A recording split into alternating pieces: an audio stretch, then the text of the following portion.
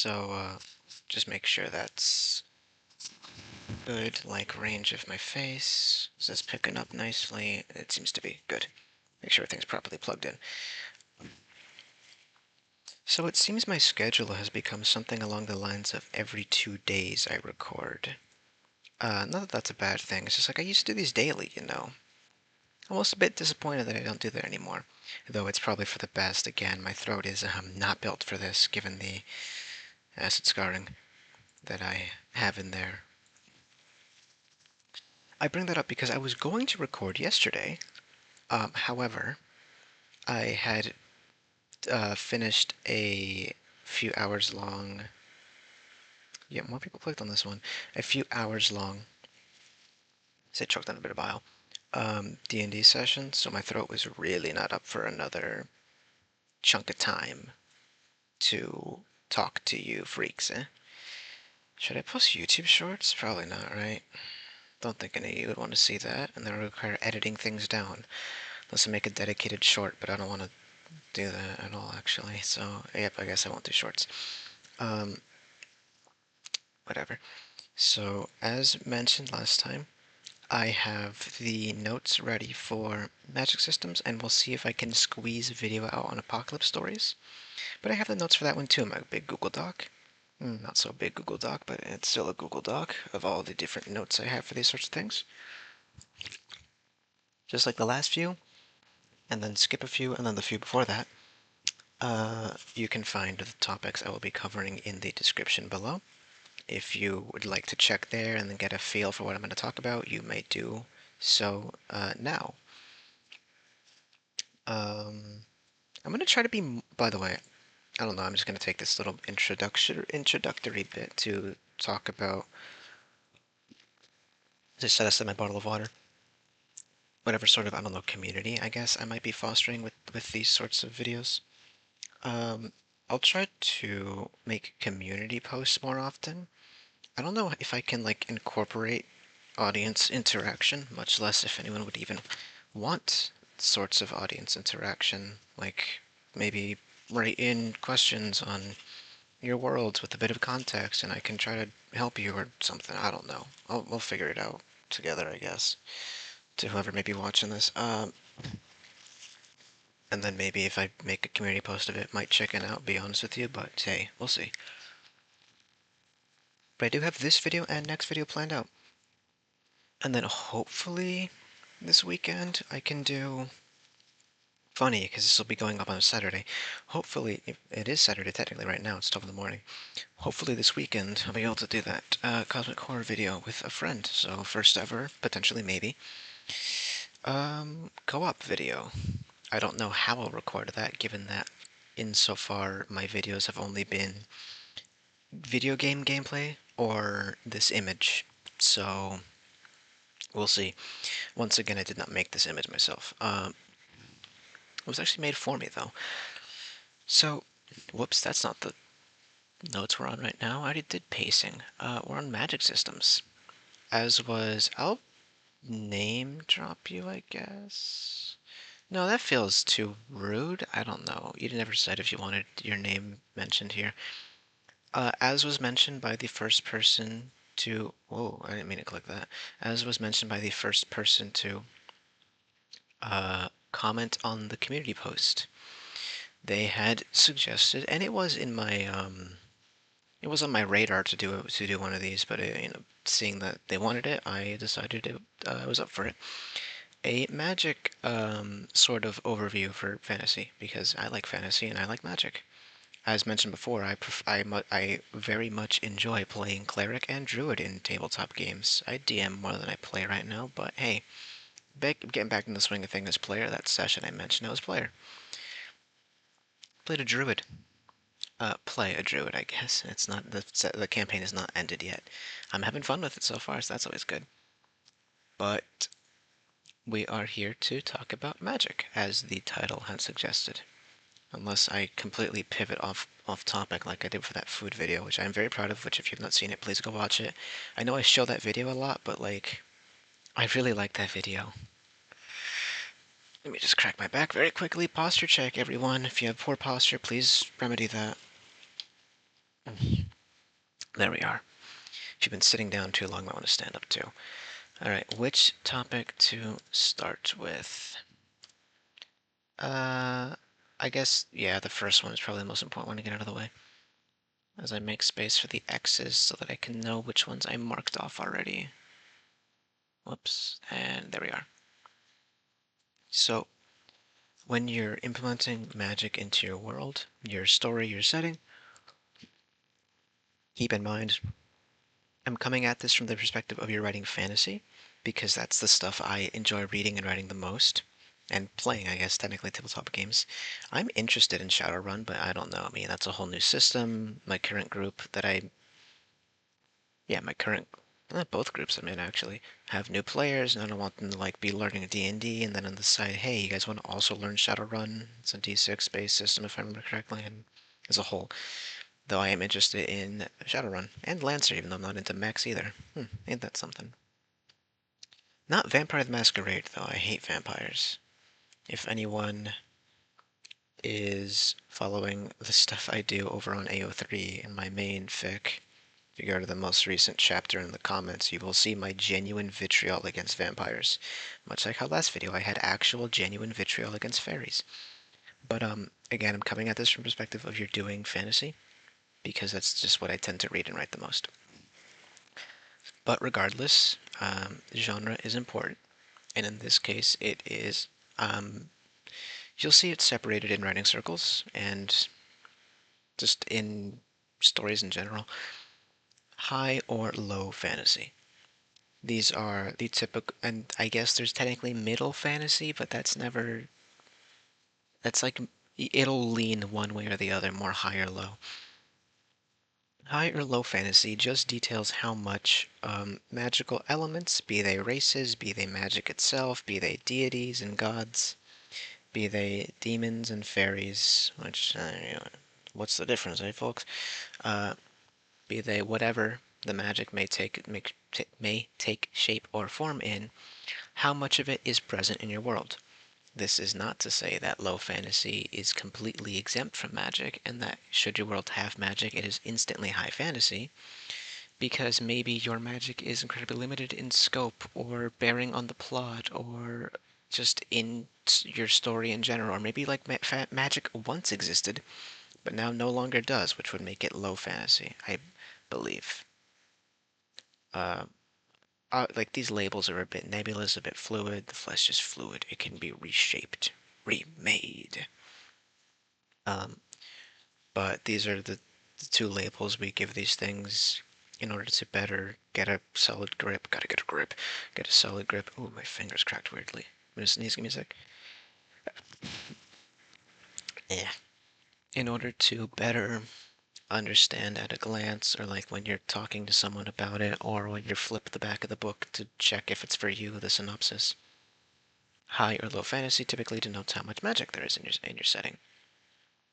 The type doesn't matter. I want to stress that right now. The type doesn't matter, be it focused on combat, be it magical races, be it divine or infernal. All that matters is if magic is present, and then how much of it is present, i.e., mostly just bearing on the plot or importance to the plot. If your main characters and like if there are orcs, dwarves, elves, and humans, the typical fantasy races, but there is no magic, that is, like, no magic at all, or deities at all, or at least no deities that have an impact physically, like the D&D gods, how you can manifest them in the world at times. If that is not present, but there are still the fantastical races, that's low fantasy, regardless of these fantasy races being very present in high fantasy. Now that I'm done repeating myself ad nauseum, why does the denotation exist? Well, as I repeatedly mentioned when I talk about things like tagging systems or properly crediting or things like that, it's so that your audience understands easily like what's going on in your story without having to be handheld and explained every single little tidbit or facet of the thing. You can just see at a glance, high fantasy, okay, I know what I'm getting into. Low fantasy, okay, I know what I'm getting into. When you start getting into like No, that's some. I was something separately. I was talking about like a gilded fantasy and like noble bright. But that's something different entirely. That's like morality in your worlds, I guess. Not the point. Let me take a sip of water to gather my thoughts very quickly.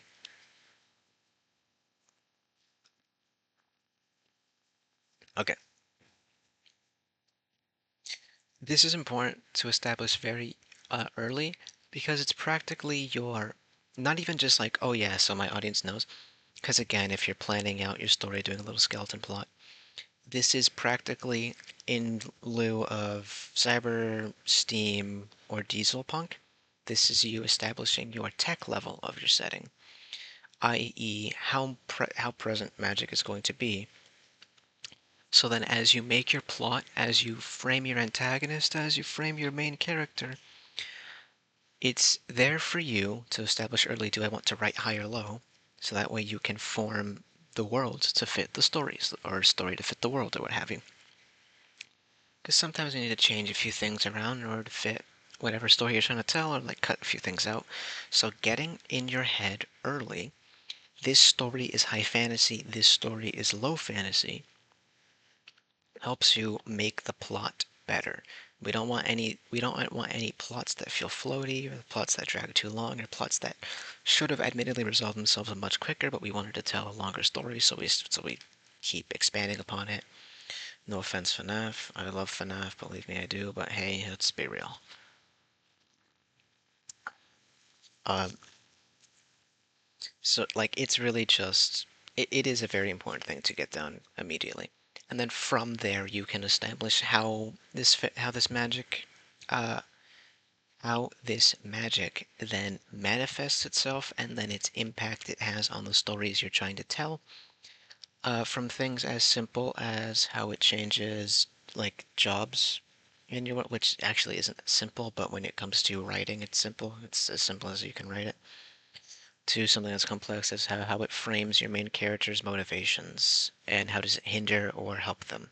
Same with your antagonist, how it frames their motivations, how it hinders or helps them, and all the things in between. Now, we will get into that sort of thing now. So, if my elbow would pop, because that's distracting me. There we go. I'll start with detailing the different uses of magic. This will be the utility combat section.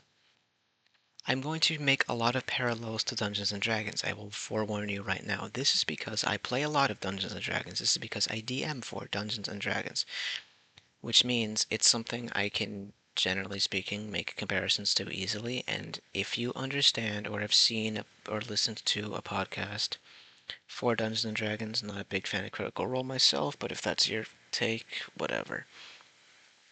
My point is, if you have D&D knowledge, great. If you don't, I apologize. I hope I didn't lose you anywhere.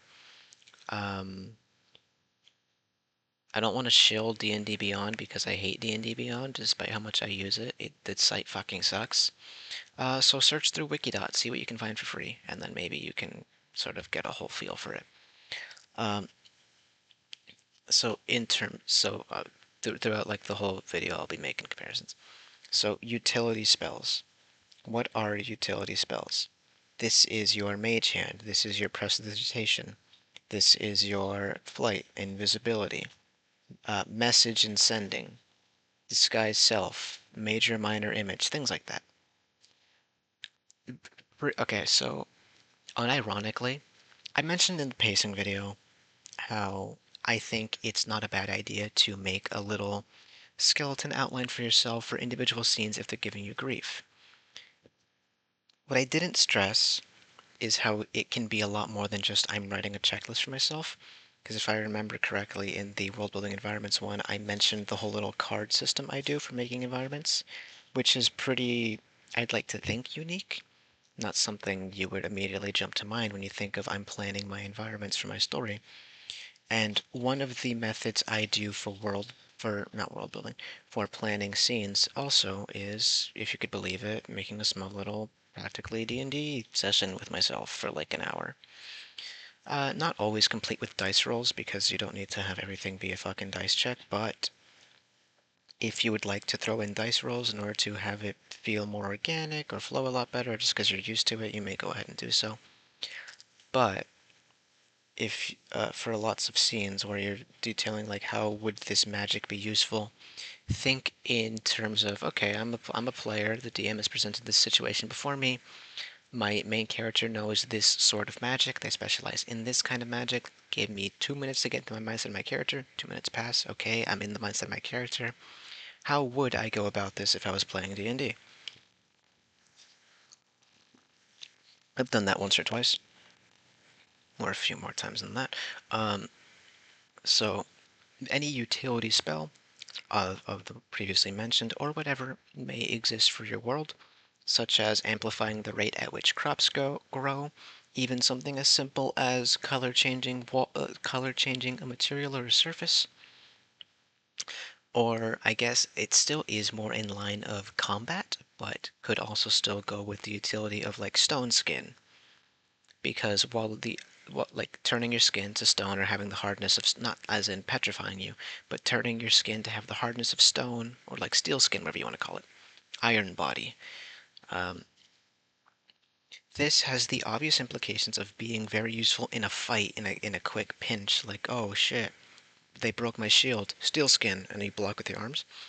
But also consider that's a utility spell. If you're going into a like very unstable mine and you're worried of it collapsing on yourself, you can, bam, steel skin, stone skin, bark skin, whatever, and give yourself a little bit more protection as a sort of enviro suit.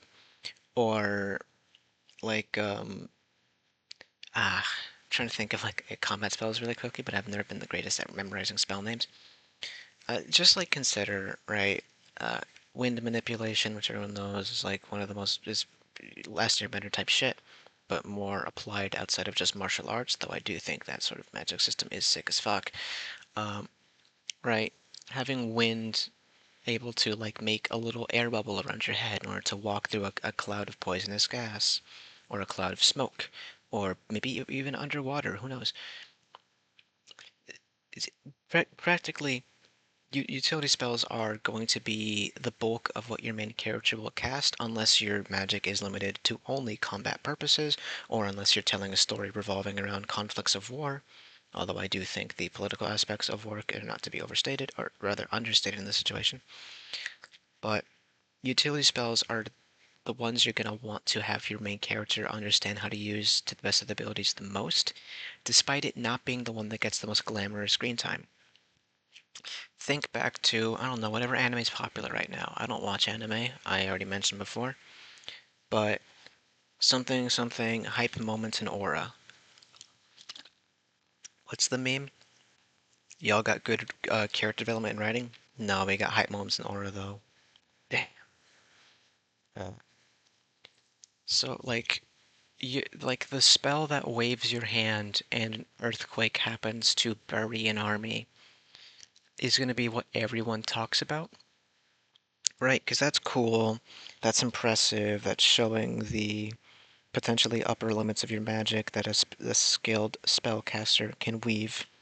It's impressive. It's a scene that lasts with your readers, your audience, because fight scenes tend to be the thing that sticks with your readers slash audience, up there with plot twists and when the two main characters, who they have been invested in for a while, finally fuck.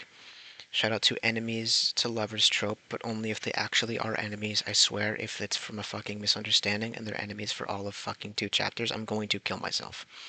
I am sick of reading like fucking enemies to lovers stories like that. How dare you falsely tag that shit? Mm. What was I on about? Right.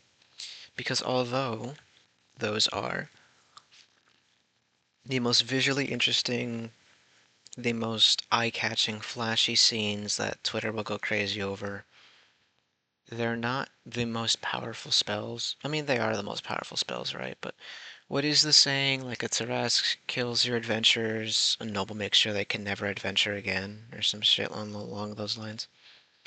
I keep distracting myself and cutting myself off. The point I'm trying to make here is, yeah, sure, that's impressive, that's powerful, that's whatever.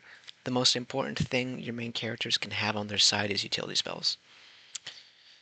The answer to everything is not a huge earthquake that can bury armies, if you can believe it or not. And I'll commit sacrilege here, even though I think it's stupid because the D&D community has like fucking 3 jokes and they all suck.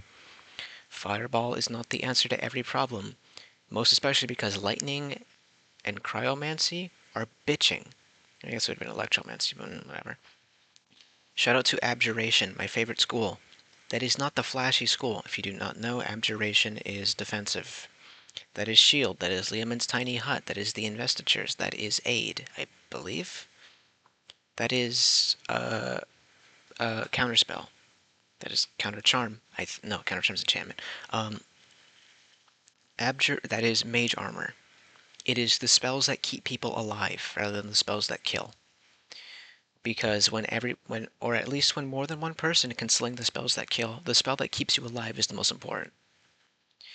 A cheap, easy heal, right, is one of the most important things in an RPG. A cheap, easy defend is also incredibly important. The ability this is also combat related because a lot of the combat spells that are not just kill that fucker right now are utility. Spike Growth is utility, Moonbeam's utility, Flaming Sphere, hell, Flaming Sphere is utility because it's a separate thing you control. Your familiars are utility. Because your answer to everything is not and cannot be, who can I kill?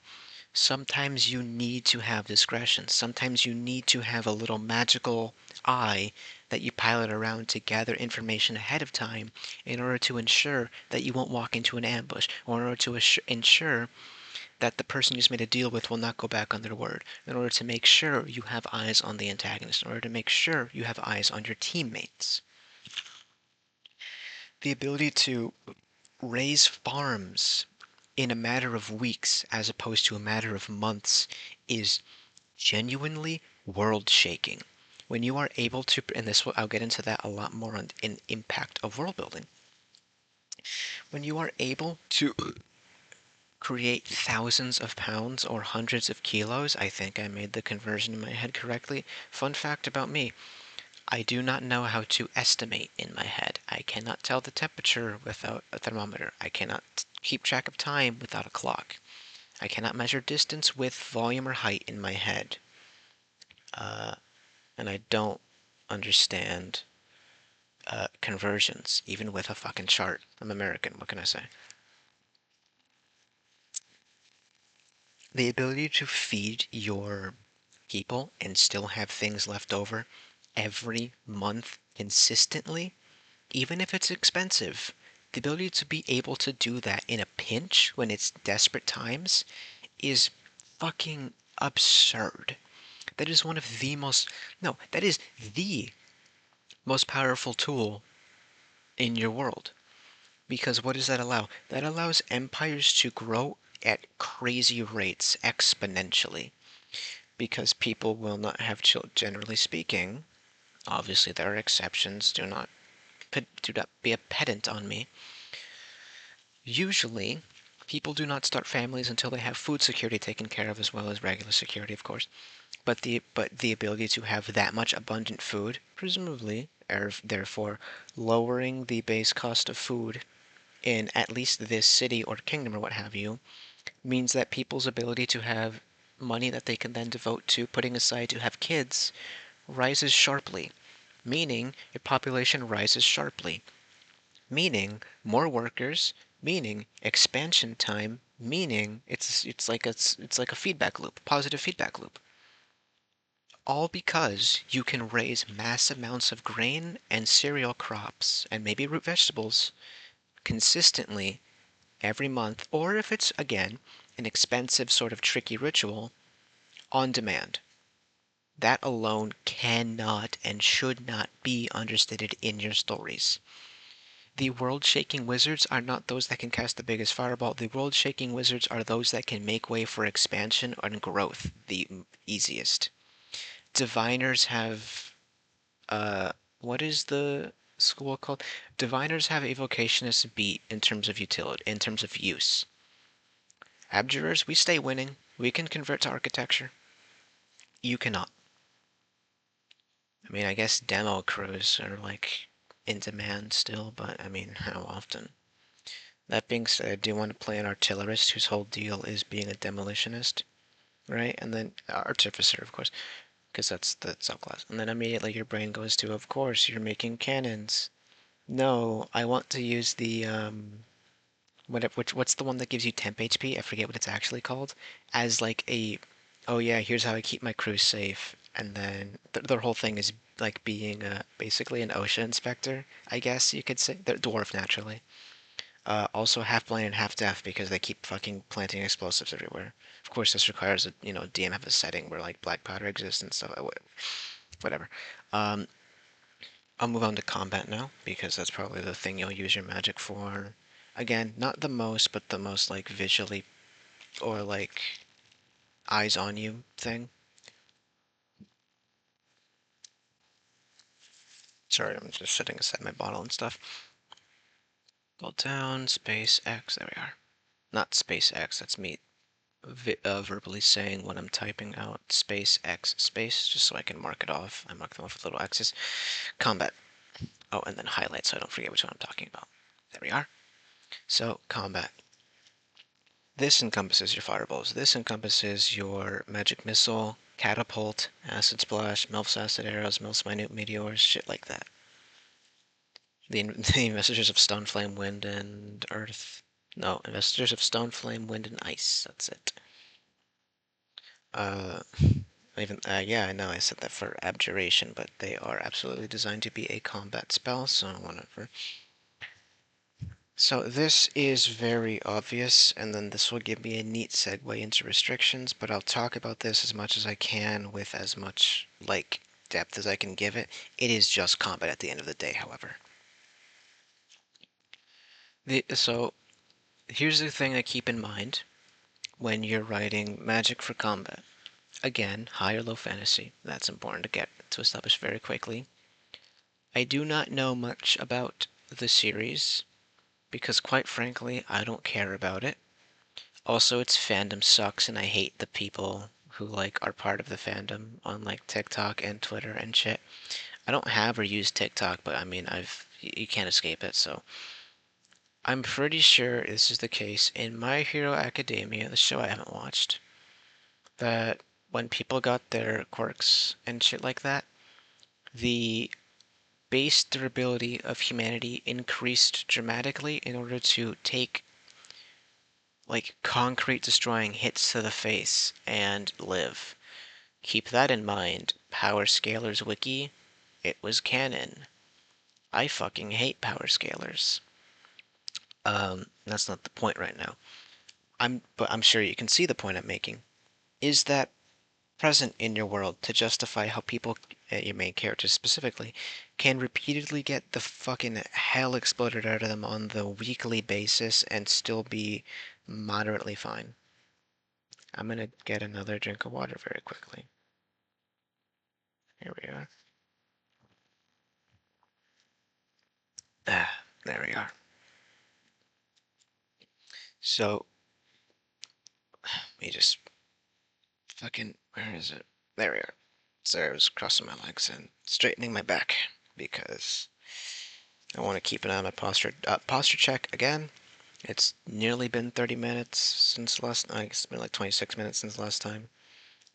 Don't slack on posture health. You will regret it later. I used to have such good. Then I had a tumor in my leg and that fucked it all up. There we are. I wasn't even lying about that either. Isn't that funny? Uh, Set that aside. So, combat. Is your world, does your world rather, have a higher base durability for the people within it? Because that is a pretty good thing to get right there. It gives you more wiggle room with how destructive your magic can be, which creates more spectacle. And I know it kind of sounded like I was ragging on spectacle earlier, but I like spectacle. We all like spectacle. We all like a cool action scene. I'm no stranger to writing cool action scenes. I say lying. Oh, I'm about to throw up. Fuck. I'll get over it, I promise. Water, go. Ugh. Yeah, I'm fine though. So, because that is pretty useful as a narrative tool, or better yet, this is cool too. Never bring it up or point it out in your story, and your audience won't either. And then people will power scale like it matters at all. So, I fucking hate power scalers. I'm gonna keep ragging on that whenever I bring up like how magic and shit can be unrealistic because hey, guess what? It's fucking magic. Uh, I get that it's a fun hobby and everything, and you can have fun with it, and like it doesn't hurt anyone. I just hate going into comment sections and seeing nothing but power scaling arguments. So because of that, it pisses me off, and I hate power scalers. Control your boys, please. Same reason I don't watch anime, because then I would be an anime fan, and I hate anime fans online. God, they're so annoying. Same reason I hate Ultra Kill. Dude, Ultra Kill fans fucking suck, man. The game is so cool. I haven't played it because I refuse to play it because I fucking hate Ultra Kill fans. The game is so cool. The tech in it is very interesting. The gunplay, gameplay, flow of the game is phenomenal. The skill ceiling that you can have for it, incredible. The skill floor, even if you only do the basic stuff, is still enough to go through the entire game without too much difficulty, which is amazing. We love to see that. Unfortunately, it spawned the worst fucking community maybe ever that I've seen. And I've been online since 2010. I genuinely, unironically, fucking despise Ultra Kill fans for being the most annoying motherfuckers around. Especially when people play their own game. They cannot and will never be able to help themselves from backseating the poor streamer who, believe it or not, motherfuckers, knows. They would just love to experience the game on their own for the first time. Please, from the bottom of my heart, Ultra Kill fans, shut the fuck up. Your input is not needed. I also hate your corny ass reaction images. But I just hate reaction images as a whole, so that's. Anyway, combat. When you're applying magic in fight scenes, please try to be more creative than just casting Fireball. While Fireball is cool, I say through grit teeth, I don't really like Fireball that much. I make it a point to always take Lightning Bolt over Fireball. Takes another sip of new bottle. Oh, I dropped the cap. Uh-oh. Um, there we are. Okay. Almost lost it. While Fireball is a cool spell, right? It's got a nice ring to it. Fun fact, it is literally just incendiary blast. There is no concussive force behind it for D&D. Change lore as you will, but I mean, just saying. While it is very cool that I can wave my hand, say a few words in an ancient tongue with a very complex sort of finger weaving, and spawn a massive plume of fire that encompasses all, that's kind of boring and lame. That I'm just kind of just, right? No? You get what I'm saying? So maybe try considering other spells, or even other elements, such as acid, or incredibly basic materials or substances, right? Because those are fucked up. So think of like cleaning products, but like shit, like hell. Or cleaning, yeah, they're basic, right? Yeah, they're basic. Pretty sure they're basic. Okay, so acid is, and then basic is, and they smell like. Okay, yeah. Because that's fucked up, no? Consider incredibly precise gravity manipulation that cannot affect living materials, so you cannot just collapse someone's skull. So, like, consider that you're in. Okay, so again, as I mentioned prior with many videos already now, if you simply have things use their environment or consider the environment a lot more, then scenes will not be boring because running through a house that's slowly having ice creep up over it and needing to watch your footing as someone in cleats is stomping the way over towards you, and you're running through the different rooms trying to find your way out, jumping and ducking and dipping and diving all over, while you're trying to make patches for yourself to walk on by rapidly growing a sort of cold resistant moss to make yourself little foot patches, and then immediately raising briar over it so that your opponent can't follow suit, is a lot more interesting than being blasted with ice in a field as you try to swallow them with vines. Which is still a cool scene too, but less so, if you get the point I'm trying to make here. Of course, not every fight needs an incredibly complex arena with lots of moving parts, but when you can squeeze one in and have it naturally fit, why not, yeah? As I drink more water, as I choke on it, fuck me. That sucked. Uh, Consider, back to the gravity manipulation point, you're in a barn. Let's say for the sake of being emotive and empathetic, there are no animals in this barn. You can go fucking hey buck wild, whatever you want to fight with. Say you're in this barn, two stories. There's a two-storied barn, and there's a loft above the second story. You have incredibly precise gravity manipulation on objects. Say like you're being, and say like you want to be quiet. You're being stalked by a group of harpies. So you're in the one of the stables. The harpies descend in through the open barn window and begin to prowl around on the scaffolding above you. Consider that you could, with gravity manipulation, form right below one of the harpies a little pocket that pulls things rapidly, and say beneath it is a pitchfork in a pile of hay. First, the hay comes up, like rising very quickly to the uh, surface to the ceiling, coating the harpy in the hay, obscuring its vision. It starts panicking, flying around, and then you're trying to, like in short, controlled bursts, ensure the pitchfork goes right where you want it to. And that could be like a neat scene as it starts panicking everybody, you know, trying to pull down slats of the roof in order to box them in so you don't have to deal with that many, and all around be a general nuisance as gravity flip-flops and all over the area, breaking and making a whole twisted maze to lose them in. You see, and admittedly it's a bit of utility, but that's still combat, no? Consider the ability for lightning to, I don't know, reflect off of surfaces, because that's cool. Consider the after effects of your elemental blasts. I raise my arm and I blast a cone of cold. Snowflakes form first and they flutter towards my opponent, blinding them in a haze of misty white.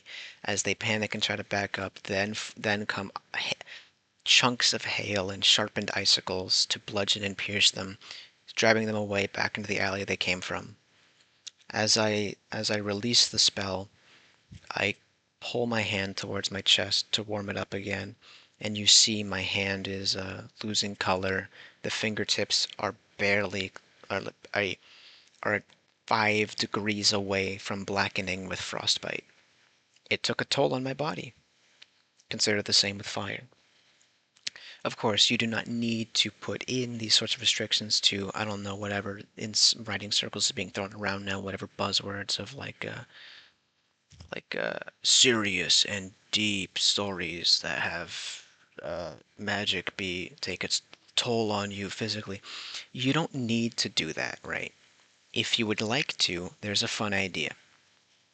And it could make your combats more dynamic as they're not able to sustain magic for too long and they have to make do with what they can, right? You see what I'm going with? Large pulses of white light to disorient and flash them, moving beyond the I'm hurting myself by casting magic. You could introduce flashbangs, right? in order to disorient and stun your opponent through magical means to have another cool like bit of utility for your combat. Or even just like incredibly loud sounds to mask the approaching army, right? Or you can do basically noise canceling headphones, and what do? They play sound waves into your ears in order to counterbalance like other sources of noise. You could do that with a mage. That'd be kind of cool. You like a thunder mage doing that to mask the steps of a approaching army. That's sick, no? Just consider varying angles with your magic and make cool environments for these combats to happen in. What I've been longing to talk about restrictions, mostly because this relates to what you said, dear viewer. Appreciate you. Uh, I hope so far this has been useful. I don't know, I'm just saying shit. So finally, I get to what I've been wanting to say for a while, and that is restrictions on your magic system. This is the most important thing to get right. In writing circles, this is hard and soft magic. As I take a sip of water to choke down a little bit more bile, I will get into what that means. There we are. There's generally speaking two rules of thought when you're making a magic system. Hard magic systems and soft magic systems. This is to say, the rules for your magic system, how defined they are, or lack thereof definition, that is. This is because it's important to establish, believe it or not, what you can and cannot do with your magic in your stories in order to avoid having it feel unearned or what have you. Now, chokestone. I am saying that it is fine to have both heavy and no restrictions, depending on your story. Believe it or not, man advocates for best of both worlds.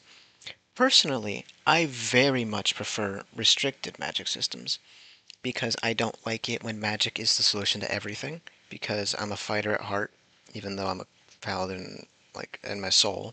Heart and soul are different. I want that on record. I have a beanie on right now. There's a little tag on the beanie, probably whoever like made the company that made it, whatever. I found that I can slip this little crucifix on a chain there and have it hang there because I'm Roman Catholic, and it looks awesome, and I like it there, and it's cool. I'm just getting I'm moving on from the point by accident.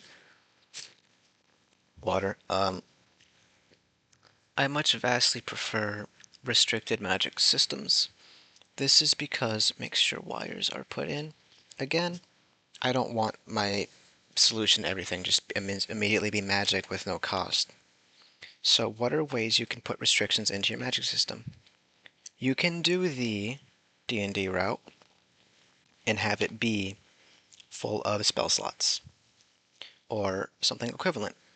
Mana is your typical, in games, mana is your typical restriction for magic, why I can't continuously cast things. PP, SP, FP, mana, whatever you want to call it. TP is cooler though. Mana is the easy solution. A nebulous amount of energy that can be replenished over long periods of time or potentially through potions, though I personally recommend not allowing that in order to have the limit fucking matter at all. If you can overcome the limit by just drinking some potions, then the limit might as well not exist because your main characters will likely get their hands on it eventually. Unless, of course, the potions themselves are incredibly restricted and limited, or marked up by price a drastic amount, or poison you or something. So unless they also have a restriction, and at that point, like, why are you bothering? Then it just undoes your restriction. So that's why I personally don't like if I have it be mana. That's why I personally don't like having a potion be able to refill my mana or what have you. I am actually fond of the D&D, I'm going to lay down now, of the D&D, so if I sound different, that's why, of the D&D spell slot system.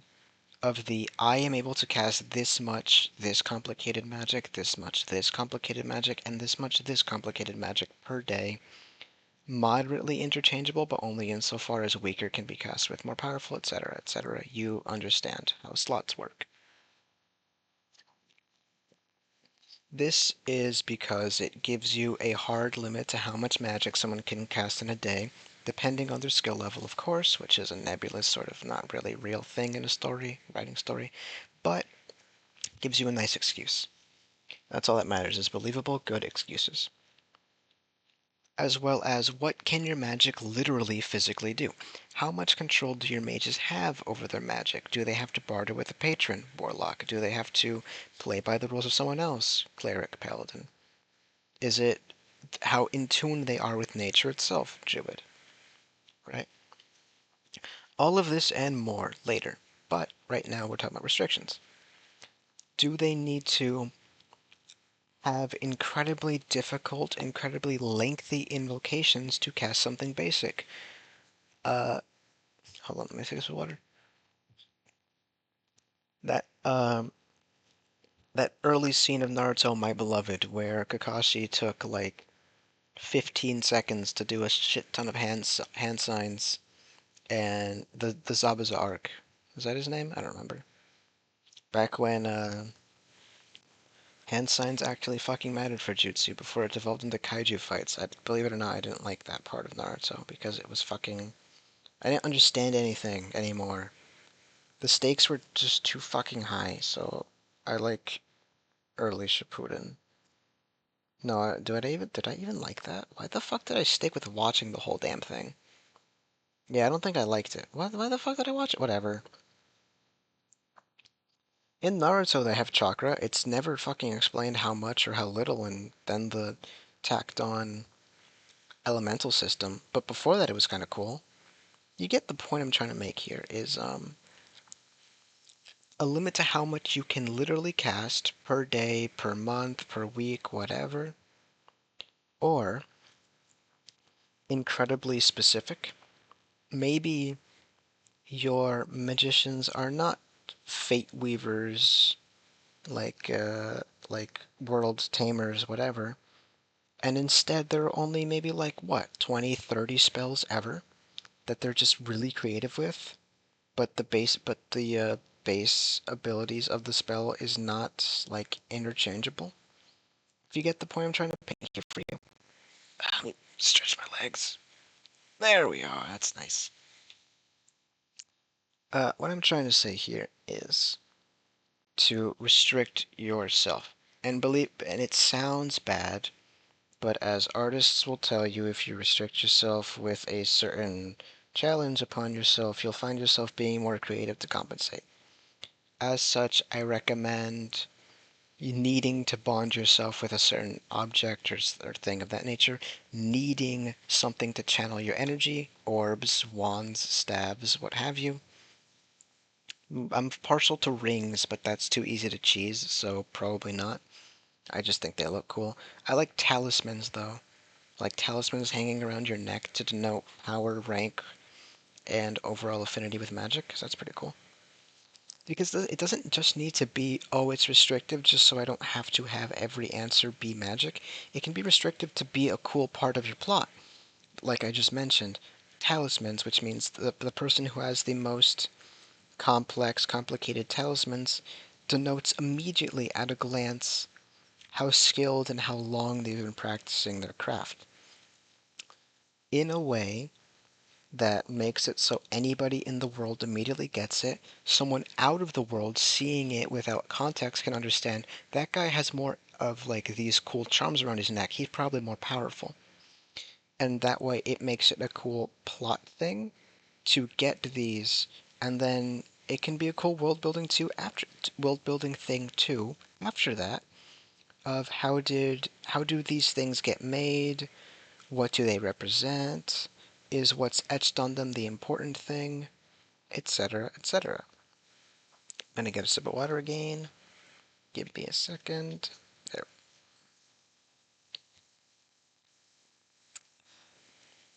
It's nice. What was that about restrictions? That's right. Or, like Avatar, that is a magic system, even though it is very martial based. Like Avatar, you are if you are a bender, it's like a nationality thing from what I remember. You are you need to be taught these like um methods passed down, learned, etc. And keep your body in shape because a lot of bending is based on real martial arts, which is sick as fuck. Take inspiration from that.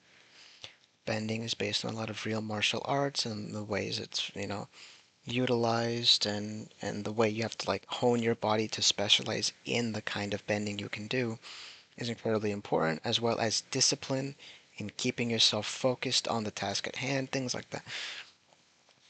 Maybe when you maybe you can make it so when your characters start doing magic, they lose their senses for a while, or in the sense of like sight, taste, hearing, or maybe they just go fucking crazy for a little bit, like actually like have to struggle to keep their wits about them as they're leeching off of some sort of cosmic entity. Oh god. Did I set up too fast? Uh-oh. Water, thank god. Ugh.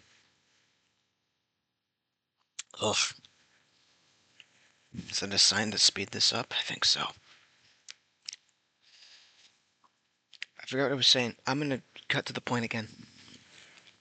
It's important to restrict your magic, no matter how fun it can be otherwise, because that's how you make interesting magic systems. Checks and balances, not literally as in Fireball beats Ice Ball, but in terms of like checks and balances on your characters. Don't let them do everything, right? Have it be specialized, things like that. Have it be unstable, dangerous if you're untrained. Have training be a lengthy process. Whatever you need, but keep in mind that these restrictions are not handcuffs to you, the author. You can make them be interesting for your plot and your story, for your characters, give them growth in these matters. And for that, you will have a fun magic system. Impact of world building. X, highlight, whoop, X, highlight, there we are. So, already mentioned with the crops thing, impact of world building. Stop making medieval iron settings, because that's just not what would happen. You see, I've had this idea for a while. Heat metal, the second level D&D spell that you get at level 3 because second level, is a source of endless clean energy. You get a pool of water, you slap a block of iron at the bottom, you because it has a range of 90 feet, I believe. 90 or 60, doesn't matter. You get a few mages on rotation to cast one person, cast heat metal, because heat, how heat dissipates and all that. Basically, it makes a steam engine. Or, well, I mean, I guess nuclear energy because it just heats up water to make steam, to turn the turbine, to generate electricity. But the point I'm making here is heat metal, it's a typically busted ass spell, can be used here to make endless energy, impact of world building. Have you considered that? Because that's cool, no? But that's just one example. Point I'm making. These typical medieval Iron Age settings are not realistic. Yet again, realism is not what you should be focusing on when you're making a fantasy story because, believe it or not, hey, guess what, fucker? It's fantasy. But it's like a baseline for a reason. Do not drop in magic to this world and assume there will be no changes. Borders as a whole will be fucking upheaved with teleportation. Already mentioned incredibly quickly growing farming. The ability to read people's minds changes how the legal system works. The ability to restrain people changes how policing works. The ability to brew potions has an incredible knock-on effect on the medical industry. So on and so forth. I can't really. I already made a world building video. I don't remember how good it was. Don't watch the first one. That one does suck.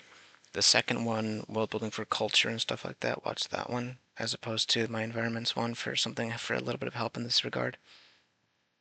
I think maybe.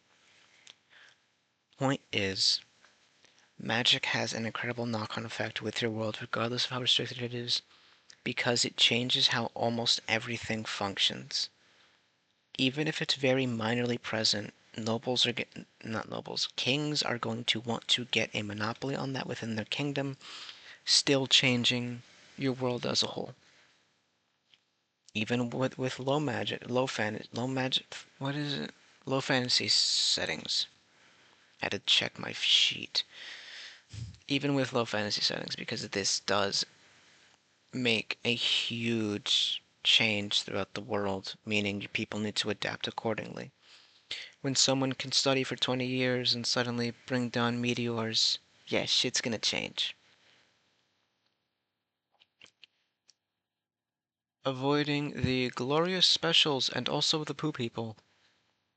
Uh, so I am not discouraging the use of magic belongs to a caste stories, because those can make incredibly interesting tales on their own.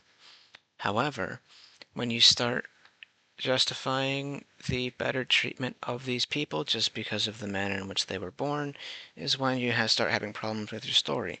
And then when you have the whole low-born person rises in magical world never before seen, but then it is revealed that they are the child of for once actually not Harry Potter, revealed that they are the child of a prophecy and were always destined to be the most important, most specialist person of them all, is lame as fuck and tells the wrong message in our fantasy story. The story about fantasy, if you could believe it. Drink water. May suck.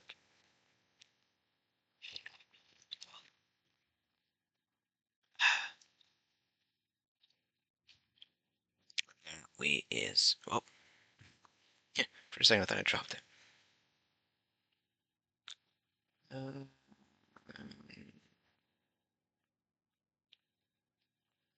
Sorry, I was thinking about Disco Elysium again for like the cool ass skills. That's a magic system in a way. Magic is of course multi-personality disorder, but that's a cool magic system. Uh,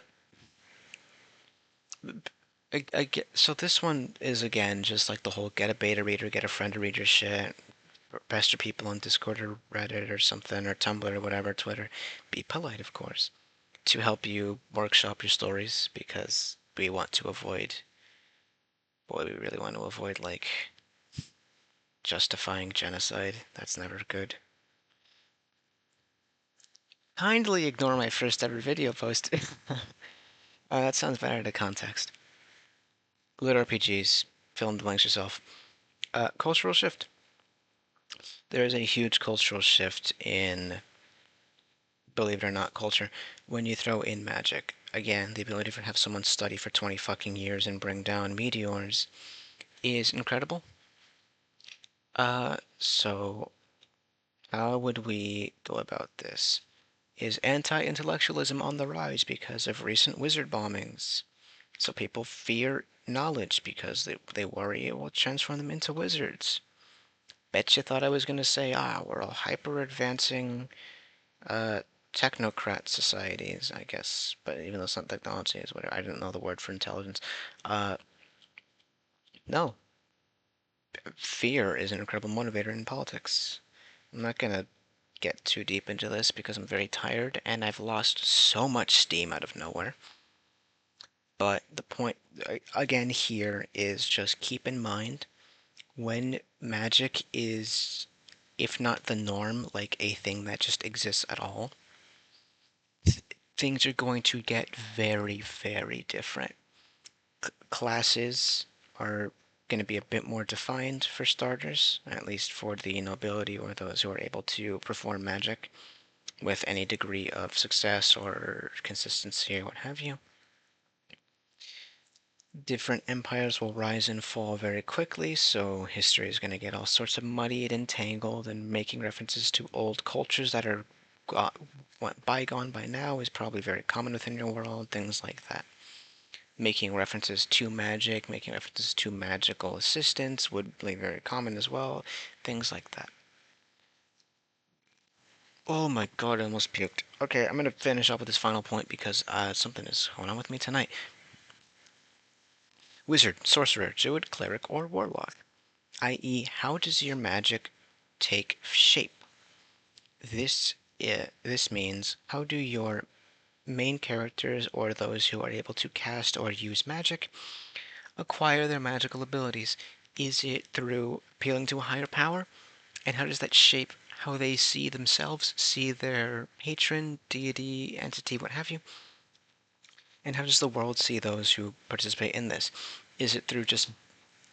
Oh god, something fell in my room. Or is it just being one with nature or being environmentalist, things like that? How does your world see these people? How do they see themselves? How do they see the world around them as a result? Is it through magical bloodlines? Is it through rigorous study and training? And so on and so forth, because that is important to establish early, as it's alongside the high-low fantasy stuff, alongside the impact of world building restriction stuff, because it's good for plot points, it's good for story beats, character development, and having a main character with a unique perspective on the world. I'm sorry that this one was it's suddenly so not in depth, but A, I lost a lot of steam, and B, I think I'm gonna puke soon, which is never fun when you are below 100 pounds. Um, if you have like questions, I guess put them in the comments and I'll respond the best I can. But I'm gonna end this right now because holy shit, something is wrong with me tonight. Thanks for watching. I hope you got something important out of this. I want to stress specifically the restrictions part and the combat utility part, alongside high and low fantasy and impact of world building. I want to stress those in particular right now. Like, I wish I explained my points better, but I've never been the greatest at explaining these sorts of things. But that if you want to take one thing only away from that, don't, and instead take away those points. Thank you for watching. I'm gonna try to go to sleep without vomiting. Goodbye.